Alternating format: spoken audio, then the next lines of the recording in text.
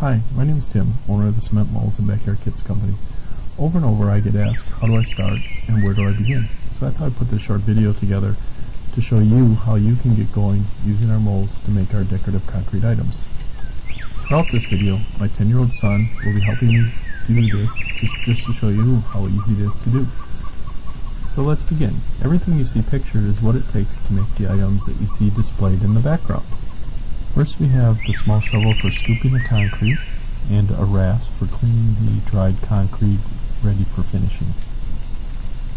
Second we have the Crete sheet, which I use and sell right on the website for mixing up small to medium batches of concrete. But anything can be used, from a bucket to a wheelbarrow to having your own mixer. Next we have the cement and release agent. The cement I use is a white Portland cement that I mix my own sand in, and the release agent needs to be a natural release agent such as methylated spirits mixed with castor oil. For sand, I recommend getting your sand in bulk, a clean, washed river sand versus a beach sand. Coloring can be done through painting, staining, and adding oxide to the wet concrete mix as pictured here. Our molds are made with a natural latex rubber. Each mold has a fiberglass casing that makes it self-standing, self-supporting. So you pour right into the mold, let it dry, take apart the fiberglass with the nuts and bolts, and peel off the latex rubber to come up with your finished item. It's that easy. Okay, so let's get started. First I'm going to take my bottle of pre-mixed release agent and give a light coating to the inside of each of the molds. Now I'm going to have my little helper mix up a batch of concrete for us. We're going to take 3 equal parts of sand and 1 equal part of cement. Now an equal part can be a container, a bucket, a shovelful, whatever you decide to do as long as it's equal parts. Once we have all the dry ingredients in one place, we're going to take a small shovel and mix up the ingredients before we add the water. Time for the water. This is the most important step as we want to get our consistency right. We need to get it to the thickness of a thin stew so it just falls off our shovel. So we add in some water and mix in the dry ingredients to come up with a paste. Well, we're going to take our Crete sheet and give it a good thorough mixture. Now this could be with the Crete sheet, or you could do this in a wheelbarrow, or if you're extra lucky with your own mixer. Alright, so let's go ahead and check the consistency of our mix. You can see we take a shovel and you can tell that the mixture just barely falls off the shovel. It's a good soupy, sloppy type mixture. Now for the final step.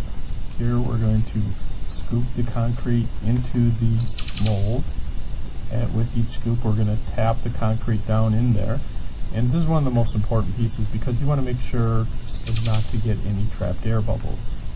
What trapped air bubbles will give you is pits into your dried concrete mix. These can be fixed after the mold has thoroughly dried with a small cement and a water paste to fill in the holes afterwards. Alright, well it looks like we got everything filled up now, and we're going to patiently wait 24 hours for the finished items to dry, and then we'll begin our demolding process. Well, we're back to see our rewards.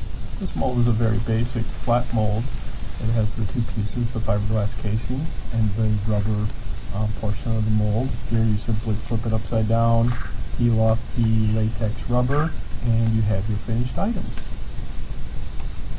This is one of our more traditional 3-dimensional type molds that stands upside down when being poured.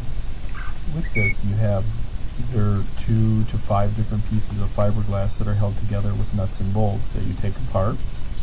Then you flip over the finished item and you peel off the latex rubber to come up with your finished items. And here are the 3 individual pieces: the fiberglass casing, the latex rubber mold, and your finished sculpture. And now the final step. We're going to do a little cleanup of any rough edges that might be protruding out, and with this we're just taking a normal rasp to clean off the edges. You could use sandpaper if you wanted, and just give it a nice smooth finish, touch up any marks that may have occurred on it, so you have a beautiful finished item for sale for retail. I'd like to thank everyone for taking the time to watch this video, and hopefully you find some useful information in it. If you do have any additional questions, please feel free to drop me an email or give me a call, as I'm usually around 7 days a week, to help you out and give you some additional information to help get you going. Thank you for your time.